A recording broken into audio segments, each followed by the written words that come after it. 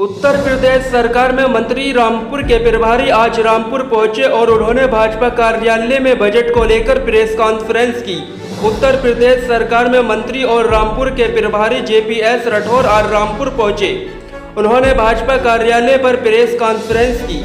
उन्होंने कहा है कि भारत सरकार ने जो बजट पेश किया है उसमें सभी वर्गों का ख्याल रखा गया है। जो हमारा लोकसभा चुनाव के दौरान संकल्प पत्र था, जो चुनाव के दौरान वायदे किए थे, उन वायदों को पूरा करने के लिए बजट में पूर्ण प्रयास किया गया है। साथ ही साथ 2047 तक विकसित भारत का सपना पूरा कर सकेंगे। प्रधानमंत्री ने कहा था, नई सरकार आने के बाद हम गरीबों को पक्के घर देंगे। पक्के घरों का भी वायदा पूरा किया जाएगा। उत्तर प्रदेश में शहरी क्षेत्रों में 20 लाख पक्के घर और ग्रामीण क्षेत्रों में 25 लाख गरीबों को पक्के घर दिए जाएंगे। किसानों के लिए भी बजट में बहुत कुछ है। जो किसानों का बजट कांग्रेस की सरकार में 31,000 करोड़ हुआ करता था, जो अब बढ़कर 1,42,000 करोड़ हो गया है। इस बजट में गरीब, छोटे बड़े मजदूरों और हर वर्ग का ध्यान रखा गया है।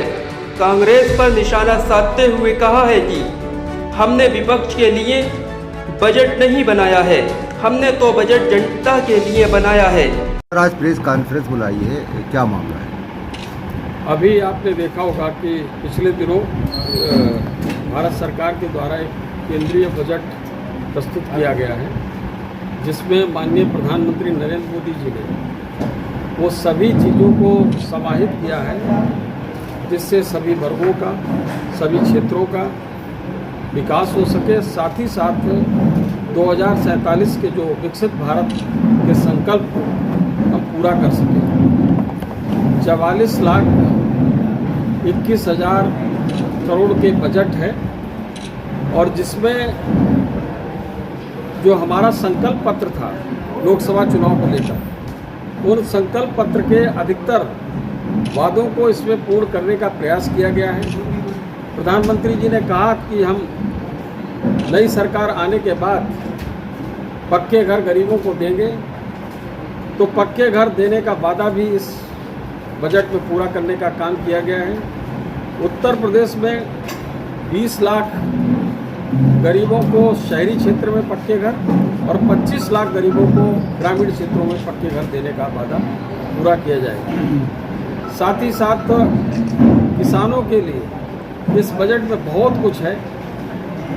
कृषि का बजट जो कभी मात्र 31,000 करोड़ हुआ करता था कांग्रेस के समय में 2013 और 14 के वित्तीय वर्ष में, जो अब बढ़कर 1,32,000 करोड़ हो गया। तो इस प्रकार से किसानों को हर तरह से चिंता की जा रही।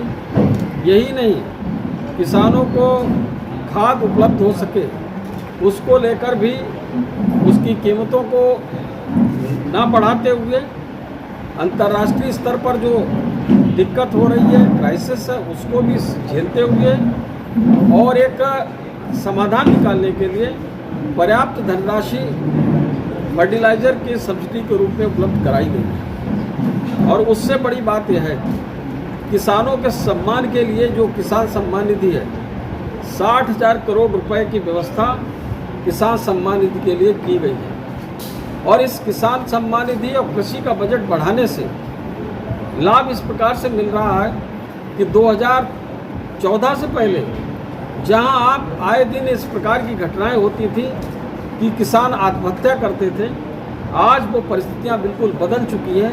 देश के कोने कोने से सूचनाएं मिलती थी, समाचार पत्रों की सुर्खियां बनती थी कि आज यहाँ पर इस किसान ने आत्महत्या कर ली, आज इस किसान ने आत्महत्या कर ली। आज किसान सम्मान निधि के माध्यम से किसानों की MSP को बढ़ाकर और उनको सहूलियत देकर आज किसान उस दुर्दशा से निकलकर बाहर बढ़ रहा है। इसी तरीके से गांव के विकास के लिए भी मनरेगा के माध्यम से उस योजना को भी संचालित किया जा रहा है।